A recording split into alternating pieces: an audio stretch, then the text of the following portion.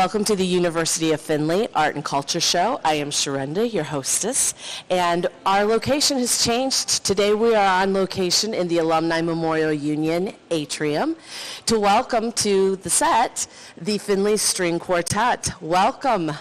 Thank you. Thank you. Thanks. So excited to have you on campus. You just performed an amazing concert to kick off the holiday season through the Music Box Concert Series. And we are very excited that you were gracious enough to say, yes, we will let you interview us. It's a very special moment for me because out of the four of you, three of you I have worked with directly over the years. You know, we often hear that teachers make an impact, and I am so honored that each one of you have made a really positive impact in my life over the years. The Findlay String Quartet is comprised of three retired public school teachers, one currently the director of the Findlay High School Orchestra. That's right. And we're going to meet them right now, but I had the honor of being introduced to the cello and received cello lessons through Ms. Anita Shively. And then through high school, she was also my middle school instructor. So she taught me lots of things, and I taught her lots of things. Middle school, yes. And then Dave Hanson is retired from the Findlay High School Orchestra conducting, and he taught me cello through Findlay High School. And this is a really cool story. I didn't have children, so I called him and I said, I still pay my taxes. May I come back and play and practice with the Findlay High School Orchestra? And I would get up and come and sit last chair, which made the students in the orchestra so proud that they were not last chair. It was a community member that would come in and practice with them so I could keep up the skills. So that was a lot of fun. Thank you for letting me do that. Thanks for reminding me about it. And then Tom Carey. And I would see you coming in and out of the middle schools all the time because you were busy conducting there. And then where else did you teach? Besides the Findlay City Schools, didn't you work in some of the county schools also? I did. I also taught at Van Buren for the rest of my career. I started there as a band director for 2 years and then moved into the elementary school and taught elementary classroom until I retired. And you know, we take that for granted. There are not a lot of city school programs that introduce the music hands-on in the elementaries anymore. So we're a very blessed community to have that program available. And then Ken, Yes. how long have you been at the Findlay High School as the conductor? Well, actually, this is my 29th year, and I started with Dave. He was my mentor, and I learned a lot from him, and appreciate him over there. Still do. We work together, and Mrs. Shively, yes. Actually, we still play together outside of our quartet. We have a duo, which actually we'll be playing Saturday night, right? 6 to 9 at Gillig's Winery. So come on out. Wonderful. Now, how have you worked 29 years in the school system and you look 29? Oh. How does that work? I mean, the stress usually turns the hair white. Well, you never turned white. It wasn't stressful for him either. Dave still doesn't have There's something about the water in Findlay. It keeps y'all young. That's what it is. It's the music. Yes, it is. It's the music. Okay. So, the Findlay String Quartet, what year did that begin? Well, we're saying 1986. I'm not sure we remember. But, yeah, back then sometime. Back then, in the 80s. Actually, our first performance, Jerry Mellett was doing a fundraiser for, he was just starting the Massive Museum program. and he wanted a string quartet, and so we just got, the four of us together. I think we had a different second violinist then, but at any rate, that's how that started. And then people heard about you and would give you a call and say, will you do our wedding? Will you do this Christmas party? We've never really advertised. It's just Until today. Word of mouth. Word of mouth, yeah. Good. We've married a lot of people. We have married a lot of people. And it's fun how some of the songs have become cute little anecdotes for you because they're requested so much at weddings. That's happened. Tom's done some arrangements that have been pieces requested that we didn't have in our repertoire. And so, yeah. That's wonderful. So, Anita, you play cello in the quartet. Yes. But you're also a very accomplished bassoonist. I am a degreed bassoonist, but always a string player at heart. Yes. And so I never could quite give up the cello, even though I had focused on bassoon for quite a few years. And I am thrilled to be a string player. Yeah. It still pulls my heartstrings. Good, good. But I also love knowing that as a musician, you are dual talented and you're able to teach so many different instruments.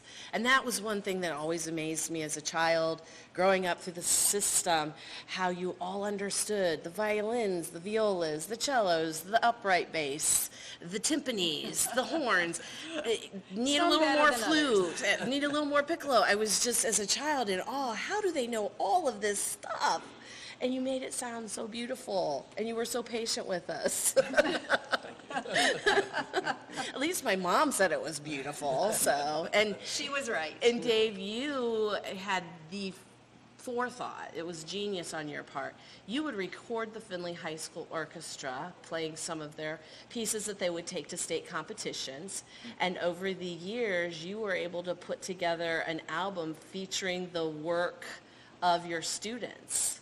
Well, actually, we started recording reel-to-reel tapes, all the concerts, well, most all of them. And then later on, I had those digitalized in a CD. So we have CDs, and then Ken, when he took over, he continued the tradition of having CDs. So we have CDs of the concerts starting in the fall of 1977, all to the present day, of every Pop's spring concert, and well, I don't know if we did others, but we had all of those. Yeah, and I know that you would record during rehearsals and play back so we could hear Yes. what would need to be improved and what we were doing well.